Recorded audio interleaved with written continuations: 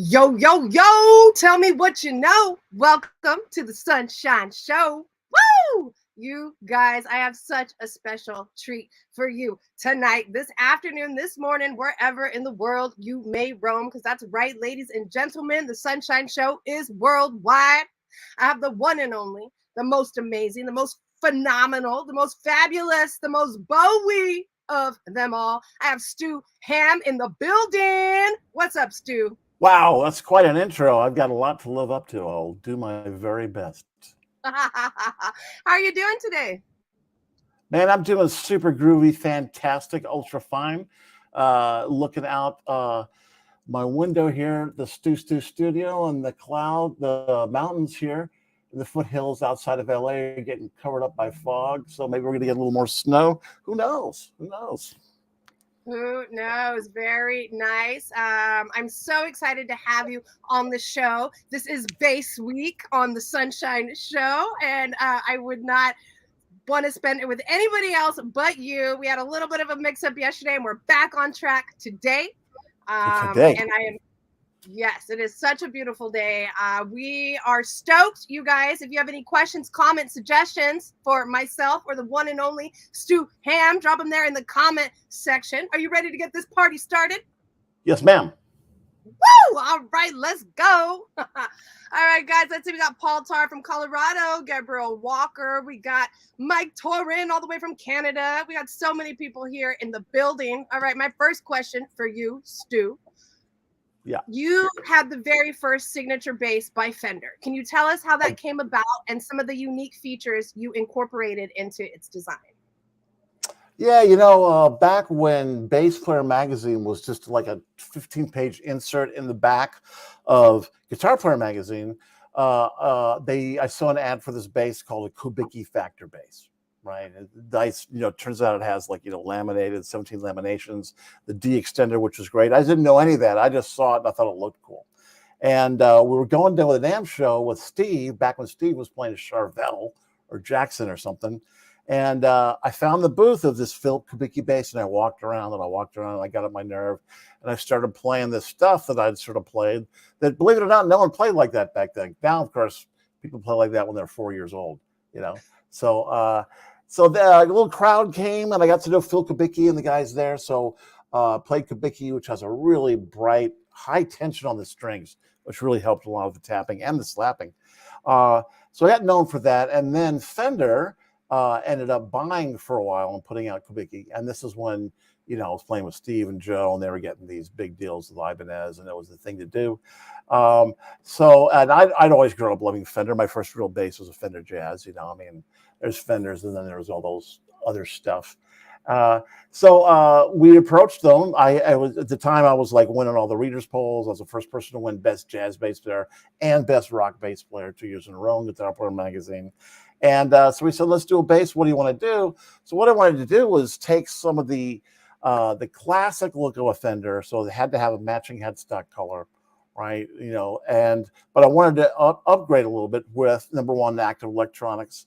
Big EMG guy, been playing active electronics forever, and 24 frets. So as far as I know, as well as the first signature bass, I believe is the first Fender bass with active electronics and 24 frets. So modern, playable, kind of a retro look. And, the first ones were short scale, and they were great. And then it reached a point where when I played those short scale bass, I looked like the Hulk. So we made the full scale Urge 2s, and they were beautiful. They've been out for a while. And I'm just beating up the guys I know at Fender saying, man, it's coming up on the 35th anniversary. We should re-release it.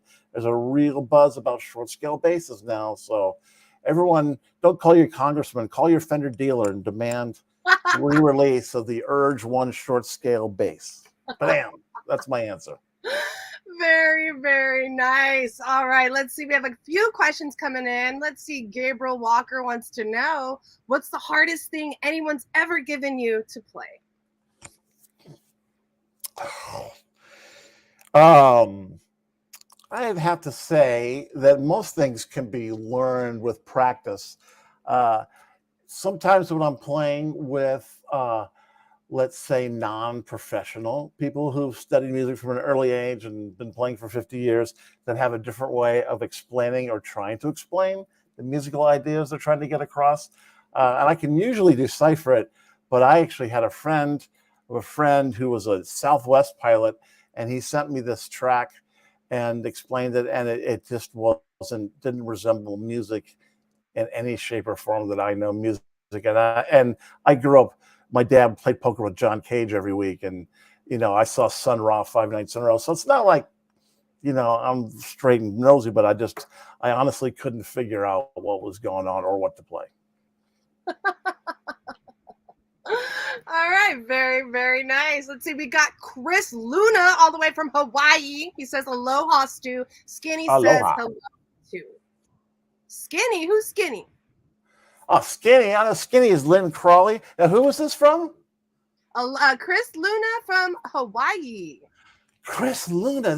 There's a whole great crew of bass players there on Hawaii. And a good friend of mine that I used to play with out at the Sand Dollar at Stinson Beach moved to Hawaii. He's got a place on Molokai.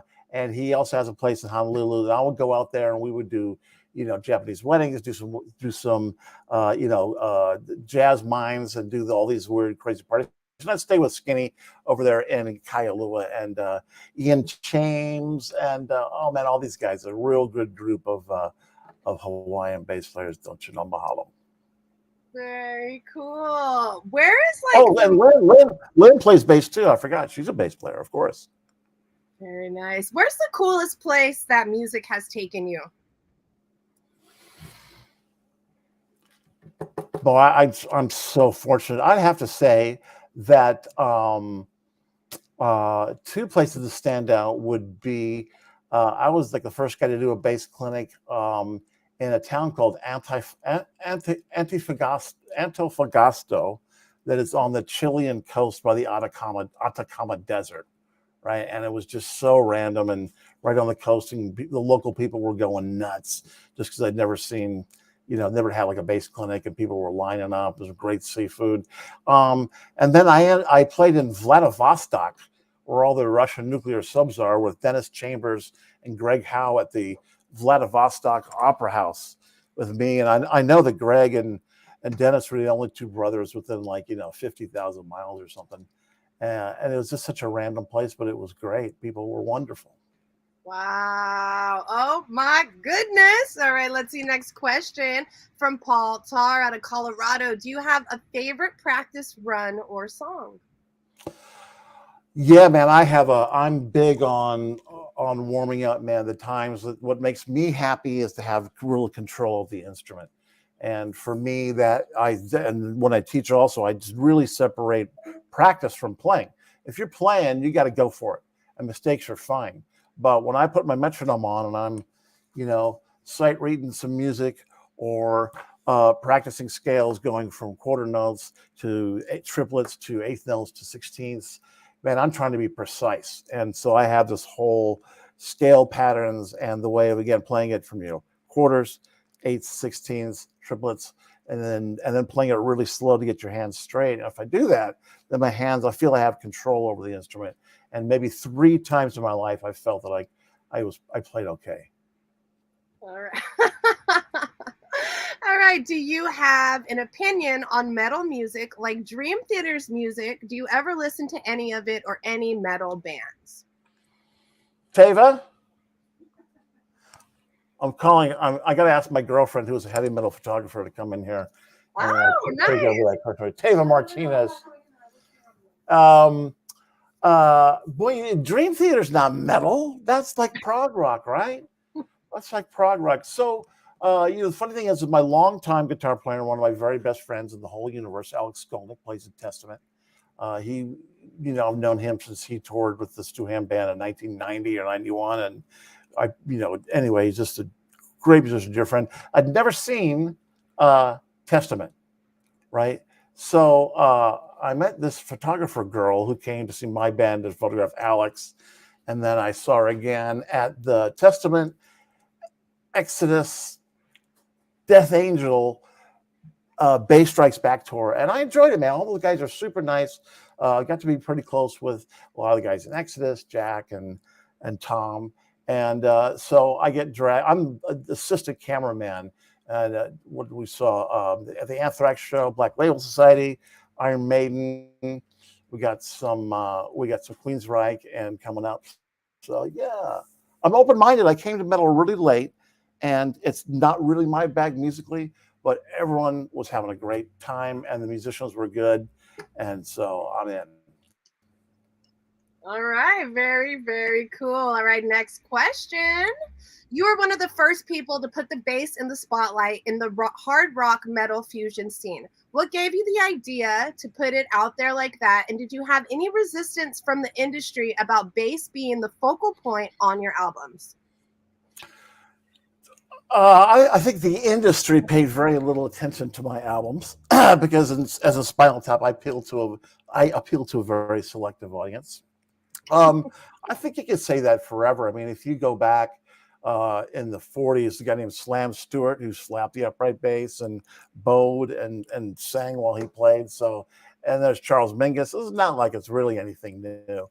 But however, I grew up from a whole family of musicians, and my father was president of the American Musicology Association and writer on popular music in America and around the world. Uh, so uh, I, so I played piano for years and years and years and years. And my favorite musicians are pianists. Glenn Gould is like my muse, my idol. But I also learned how to play bass. Playing upright in a junior high school jazz band, reading through changes and just playing traditional bass. And so I separated the two. And then on November 8th, 1978, I just left Vermont to go to Berklee College of Music, and I went to a band called Weather Report, who I knew from my brother's records with Miroslav and I Sing the Body Electric. Never heard of Jocko, and he was on fire that night. And suddenly it was like, what? The bass could also be a solo instrument besides its supporting role. And then I got out, all my piano music, and I said, well, what if I just went,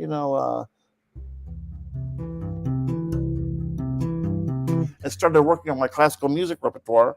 And it's funny because now, of course, as you know, there are whole generations of people, and solo bass is a thing, right? And that's wonderful.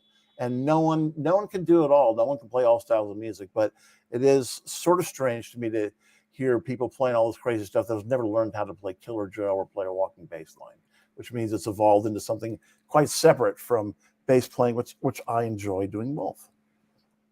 I think Killer Joe is one of my very first pieces that I learned in a jazz band for Of sure. course you did. Of course you did. Everyone should play that. Everyone that comes out and starts doing solo bass versions of Animals as Leader songs, I want to hear him play Killer Joe. Yeah. Let's do Scott Weiss of Underground Roots. He says, is that sunshine shining on sunshine? It is, you guys, and I'm so sorry about this. I can't get rid of this like sun. I'm just beaming because I'm having such a great time. All right, very cool. So you said your dad and your family had a lot to do with why you're in music right now. Yeah, my father was a composer, and when he was at the University of Illinois, it really was a hotbed for avant-garde music. Again, John Cage was there, with the prepared piano. Roger Shields, people were doing 12-tone row, performance art, music, very atonal stuff. My mother was a singer. My dad wrote. In fact, if you go on my Instagram, I found a record that my 99-year-old mom sang on in 1963 of computer music, and I was able to get a copy and send it to her. Of course, she can't hear anything, but at least she can see her name in the credits. So Yes. not only that, being exposed to that, but I was in boys choir. My dad was the first person to teach academic courses in popular music. So it was from Joan Baez to Return to Forever to Glenn Gould to Swingle Singers to John Prine to The Who. It wasn't like looked down upon popular music. And then my oldest brother, Bruce, played guitar at the time, and I was bat boy for his baseball team. And then he went on, moved to India and ran the Ali Akbar Khan School of Indian Music. He plays Sarod, San Rafael. He was an incredible, him and his wife are the educational northern and southern Indian music, southeastern Asian Indian music in the Bay Area, and he's just an incredible musician. Wow, very, very nice. All right, I've seen some of your bases with superhero vibes. Are you a fan of comic books? Duh. Can you tell us a little bit more about that? I mean, I've always been a collector, right? And specifically comics. I don't know. I could go over there and I can whip out Strange Tales 176, the first appearance of Doctor Strange, you know, and this little Scotty Young variant statue. And I'm not going to even get into my Funko Pops. Uh, but I like the way the graphic design, you know, in graphic novels marries the art and the story. And also the cool thing about like Marvel, I'm a Marvel guy because fuck DC. You know, anyway, sorry. I didn't mean to say it. Sorry. Um, but it's you've been reading like Marvel since the time you're like 10 years old. It's sort of one long story, and you just know these characters, and they can make a reference like in one paragraph that's referencing something like 20 years ago in a comic book, and that's kind of cool. And that's why I remember when the CGI finally caught up in that first Avengers movie when the Shield helicopter took off. I'm like, oh my god, finally! I can't believe I can see it. So it's a silly diversion. You know, some of them are a bit weighty, but every Wednesday I go down to House of Secrets and get my books, and I've got some I've got some good pieces. My money collection though is my I'm a big fan of science fiction writer Gene Wolfe, and I've worked for years, and I got some rarities and some pretty good collections, and I have a pretty decent Frank Frazetta thing going on with some signed portfolios that are no longer in existence. So gotta do Very. something besides play bass. Yeah. What about like are you into like scary movies and stuff? I do like scary movies. I saw an awful movie today just because I like it. I was 65. That new, it's just terrible. Yeah, I read more. I used to like movies a lot more. Lately, I'm on this Cormac McCarthy kick from The Road and the Border Trilogy, and I love to read and historical fiction and history books, and then good novelists and but yeah. Oh, and next week we're going to see. They're having a revival of Tokyo SOS on a big screen. You know, one of the really good, one of the best later staged Godzilla movies. So yeah, Yeah. we're geek. How do you feel about Killer Clowns from Outer Space, Stu? You know, I think I've seen it. I should mention that when I grew up in Illinois, which you don't really usually tell people because Illinois is the land of opportunity if you're a tractor. But where I lived, they had this show on late Friday night called the Chuck Akery Creature Feature, and Chuck Akery was selling aluminum home siding, and he'd be dressed up like a werewolf, there'd be a vampire, and they'd do these skits, and they'd have this thing called Creep of the Week, and I won Creep of the Week like 4 times. I still have the certificates. So yes, always a geek. Once again, I always a geek. Creep of the week. Let's see, we got John Hines in the building. John Hines.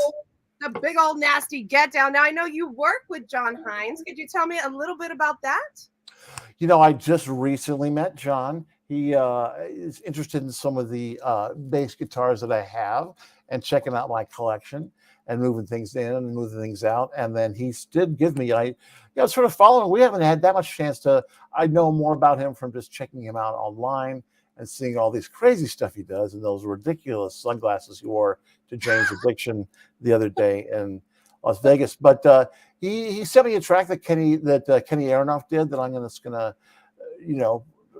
attach my art, brilliant artistic vision to and come up with a bass line. And it's through him that I met you, so it's all good.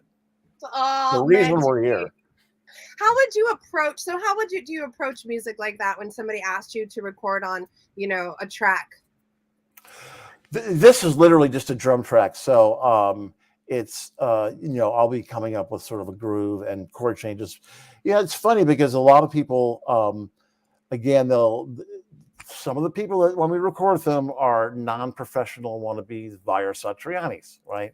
Which means the music maybe might be playing, a major seventh over a dominant scale or something. I'm not going to pick pairs, right?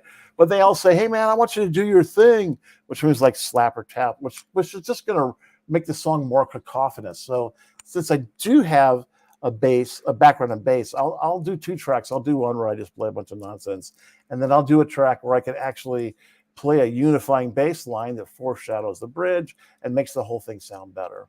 And then the tough thing is, and I found this with drummers, is demos are awful. Like when I when you write a score with Sibelius, you can write the score, you can have the parts play, and you can send it to the drummer with a click or with no drum loop. Because no matter what you say, if a drummer first hears it with like a drum loop or a drum pattern you have created, he'll never get over that thinking that's what you want. And it's the sort of same with bass demos. People send me the bass demos. Well, how much of their part do I play? Usually now, I mean, I can just replace it with what I think would be a logical bass part, and I've been playing a while. I feel pretty good about that. All right. Very, very nice. All right, let's see. Mike Torin says Stu Hamm, Linus, and Lucy equals game changer. Yeah, Let's talk a baby. little about that. Well, again, it was when I was trying to try to imitate Jocko like everyone was in 1978, everything. I was trying to play some of my classical pieces on the bass, as Gershwin's Prelude Number 2 in C sharp minor, of course.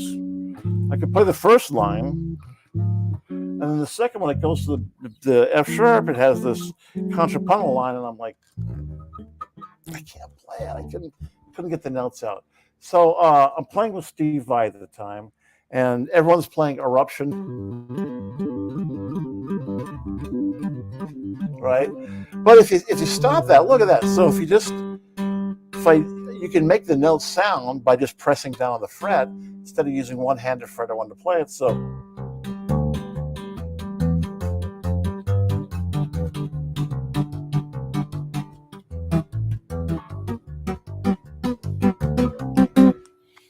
and then it goes on. And of course, the real stepping off point for me was at the time Satriani was a trio, and he has the song Always. Well, I don't have enough frets on the Fender anyway. And that was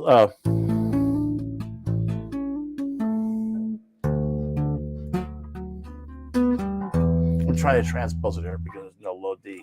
But anyway, that was a real jumping off of doing contrapuntal parts. And then I just had the idea. I said, man, if I could ever learn how to play Linus and Lucy, which is pretty, contrapuntal, I said, then I'll have it. And of course, the great thing is once I learned how to play it, I didn't have anything. It's just the tip of the iceberg to.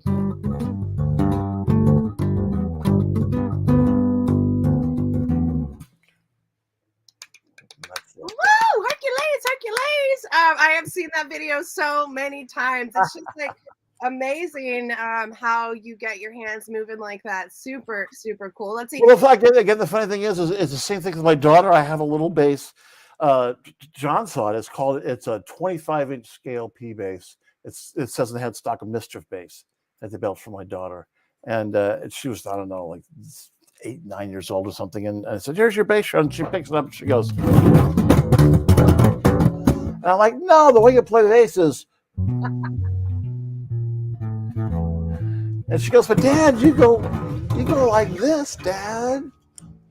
Busted. Completely busted. So it's hard to imagine now that back then, not even a lot of guys use the thumb in a rock setting to emulate a pick, right? And just like I stole everything that came from Chris Squire, John Entwistle, Jeff Berlin, Jocko, whatever I could do. People that saw me play when they were 9 or 10 think that's just the starting point. And now you got, Victor and Charles Wiltho and all these guys that just is second nature. What was really friggin' hard for me to do all those many decades ago. So we got Tio Rush in the building. He goes, "Wow, Master Stuart Hamm. Saludos, amigos from Mexico." Bueno. So I wonder if Tio knows. He probably knows. What I guess my most famous recorded track is I have played from time to time with one of the top rock bands in Mexico, Los Caifanes and Jaguares. And there's a song called Alcohol that I was in the studio and I played fretless bass on that. And man, I just love those guys. I just saw them. Last year, their bass player got sick for COVID, and they called me out. And like literally 3 hours later, I was on a plane learning 25 songs. And man, it's a great band. And just playing for a Latin crowd where people are just singing all the words and dancing and so open and friendly, man. It's such a wonderful thing. So, estoy un vikingo gringo bajista con alma mexicana.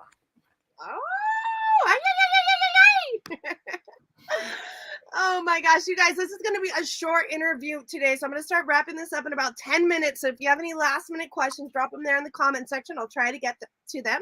Let's see. My mama, all the way from South Texas, wants to know if you have a favorite venue that you've played at.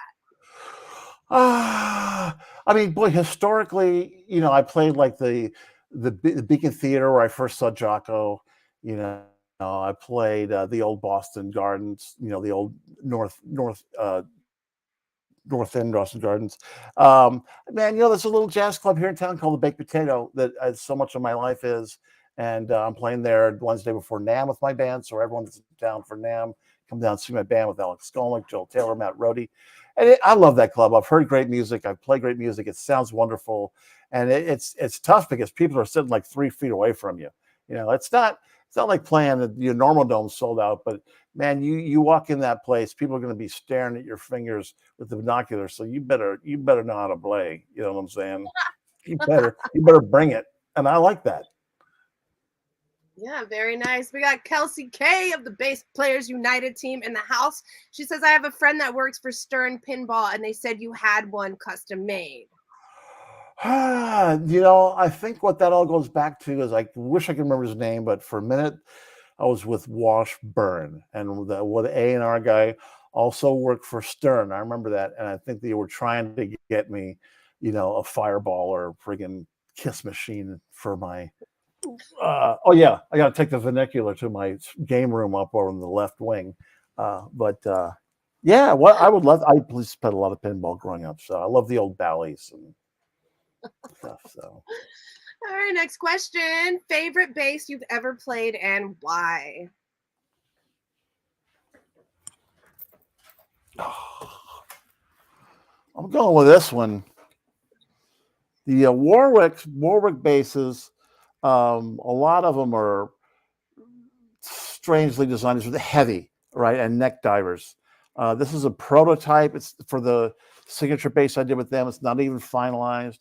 Some things wrong with this bass, like the horn only goes to the 14th fret, not the 12th fret, like every other bass in the world.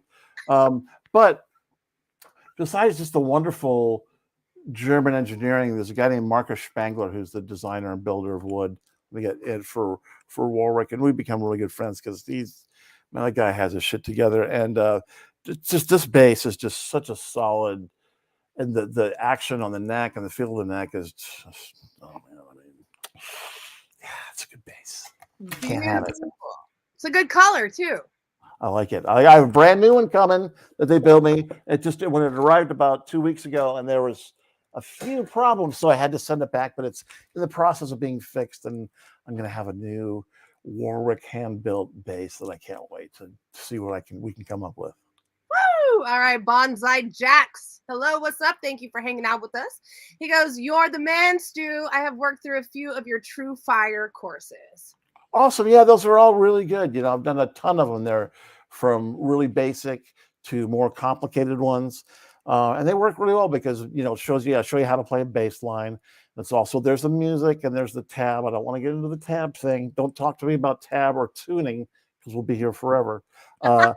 But then you get also the ideas. Then also there's I had like Carl Verheyen and John Mader and Bernie Dressel, recording these backing tracks. So then, then after there's a suggested bass line, then you could just practice playing over those chord changes with this kick-ass loop of great musicians playing live, So I'd say the best one, or the most thorough one, is Fretboard Fitness, which is just all my hard-ass scales, fingerings, open note skips, learning harmony on the neck. I like that stuff. And where can we find these courses? You can find them online at truefire.com. They don't actually make physical copies anymore because they ran on flash drive, and there is no more flash drive. So all I know, these subscription course, and now I have this really intense course through a business partners of True Fire. It's called ArtistWorks, and that's a really intensive, man. I wrote the pedagogy. You must have filmed 120 video sections, and that's cool because people take the lesson. We're going to learn to play in 5/4, and I break it down. They record themselves playing it, post it online. I see it, and I record a little video here and say, "Hey, man, you're rushing a little bit. You might want to try, starting in this hand position." So they get a personal response, and that's ArtistWorks. Stu Hamm bass. Very, very nice. Let's see. I'm gonna take a couple more questions. Let's see. Let's take this one from Daniel Byness. It's actually his birthday today. Happy birthday, Daniel. Happy birthday to you. Thank you so much for your support over the years. He wants to know if you have a top, if you have top, if you have a top three drummers that you could share with us. I assume we're talking about not three drummers to listen to, because that would be like Billy Cobham back in the old Mahavishnu days, or Philly Joe Jones or those guys. But the people I play with, yeah, I'm going with um, Dennis Chambers, because Ooh. Dennis is always listening, man. Dennis, and he's the heads, when you're playing improvisational music with Dennis, you go through the heads and then you go to the solo section. It's like we're breaking it down. Let's make something happen. And he's listening, he's playing, and then if he looks at you like this, and he's like, "Hey man, we got something new. Let's go there." And then this guy in LA that I use all the time, Joel Taylor. He's played with Holdsworth and everybody. He's a session guy. He's just, his time is immaculate, and we've spent way too much time in vans and shitty clubs and nice clubs, and we got a thing. And his time and musical vocabulary is great. He's from Wyoming, so he's just unbelievable. And then, and of course, Gergo Borlai, who's out with Frank Cabali and Hadrian. He's on my new record. And I had him at my Estonian bass Oasis camp. I run this bass camp every year in Estonia. So those guys have got to be, and there's nothing better. I mean, I've played with the bad drummers, and that just makes life just awful. With those dudes, great time. They listen.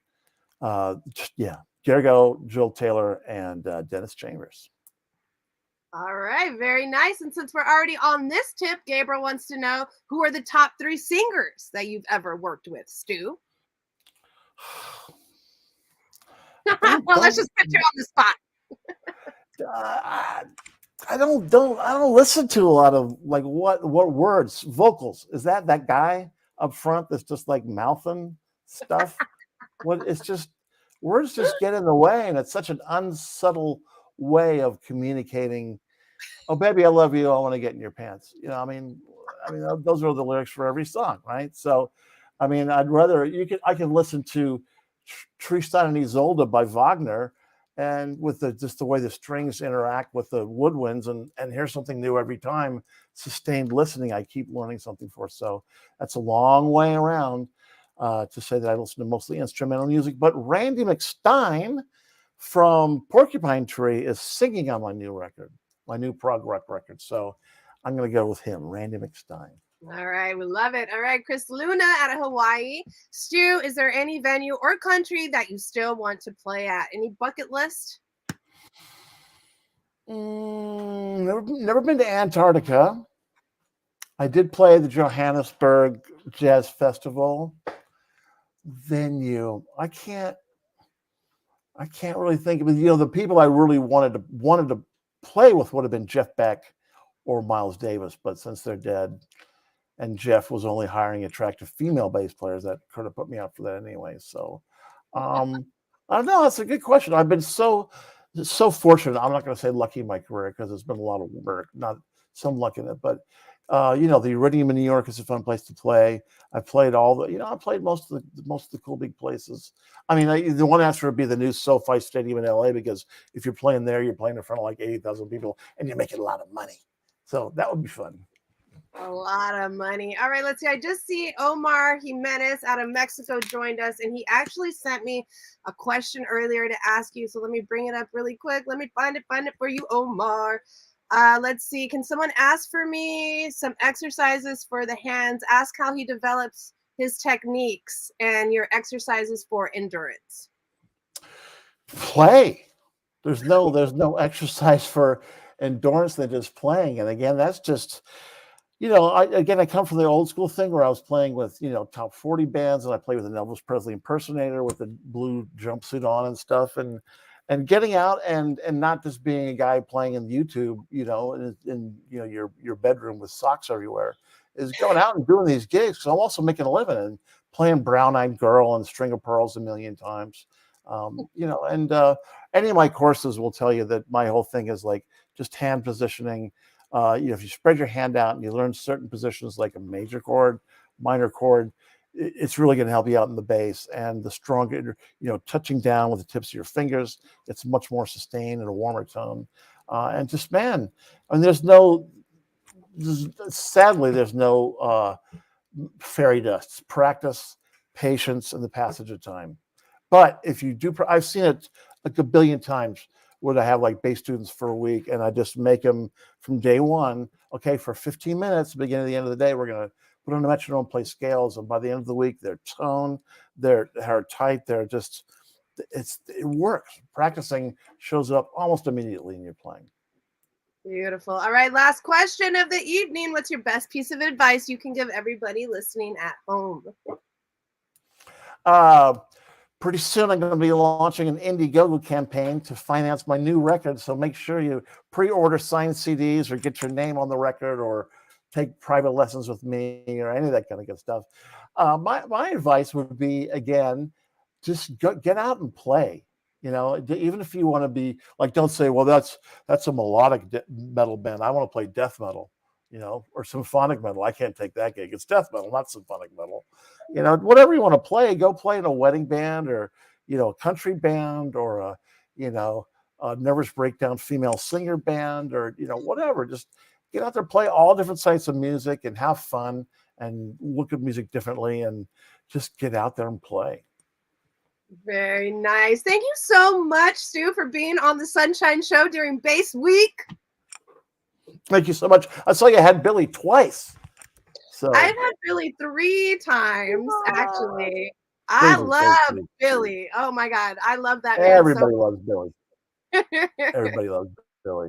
All right. Well, all you guys, man, it's just great. And, shameless plugging, StuHamm.com. I do give private lessons on Zoom. And I am going to have, this crowdfunding thing for the new record. It's really great. It's got Alex Skolnick, Joel Taylor, Gergo Borlai, Randy McStein singing this thing. Bubby Lewis is playing on it as well. We do some trading off. It's really, really good. Really, I just need some money to finish it up. So, all right, you guys better go over there and give this man some money. Tomorrow, I have Michael Manring and Xander Zahn at 1 p.m. Pacific Standard Time. So I hope you guys come back to hang out for some more Bass Week with Sunny C. And until next time, you guys. Well, actually, is there anything else you want to talk about before we get out of here, Stu? Oh, Michael Manring. If I was rich, I've told Michael this, that I would pay Michael Manring to just play as I woke up every morning. Can you imagine starting your day by just hearing Michael doing playing the Enormous Room every day? Oh, life would be wonderful. So. Love it. All right, guys, we're going to get out of here. Make sure to go hit up Stu for all the private lessons. Go donate to that GoFundMe or the Go Indiegogo, and go check out those courses that he has available online. And make sure to go check them out. What was it, at the Baked Potato? The Wednesday, April 12th, the Wednesday before NAMM, Stu Hamm Band, Baked Potato, Studio City, California. Stu Hamm, Alex Skolnick, Joel Taylor, and Matt Rohde. Woo! And then will you be at NAMM? Yeah, probably going to be hanging out. I know, doing some stuff for the GHS, EMG, Dingwall, and we'll just see you hanging out. I'm just going to be my girlfriend's camera boy while she goes and takes pictures at ESP of all the cute rock stars. Very nice. Well, I hope to meet you at NAMM, Stu.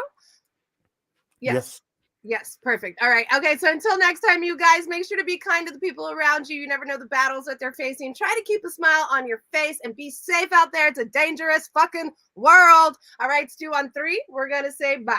1, 2, 3. Adios. Ciao.